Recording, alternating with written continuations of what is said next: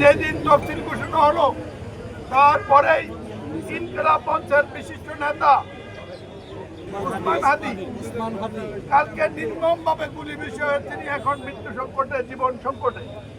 আমাদের দল জাতির অভিভাবক হিসেবে কেন্দ্রীয়ভাবে এই সমস্ত ঘটনার প্রতিবাদ করার জন্য কর্মসূচি দিয়েছে। আমরা অভিনন্দন জানাই।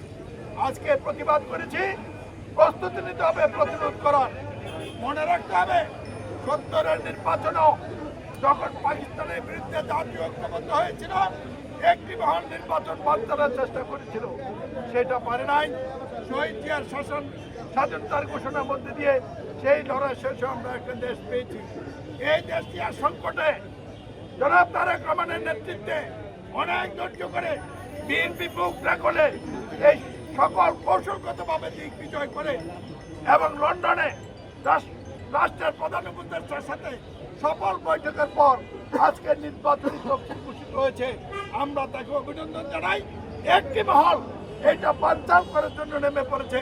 সতর্ক থাকতে হবে, প্রস্তুত থাকতে হবে।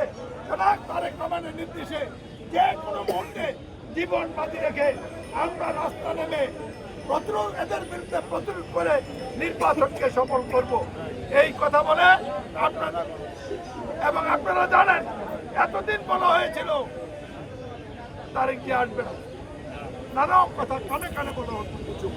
আজ আমরা স্লোগান দিয়েছিলাম, মা মাটি ডাকছে, মা মাটি ডাকছে।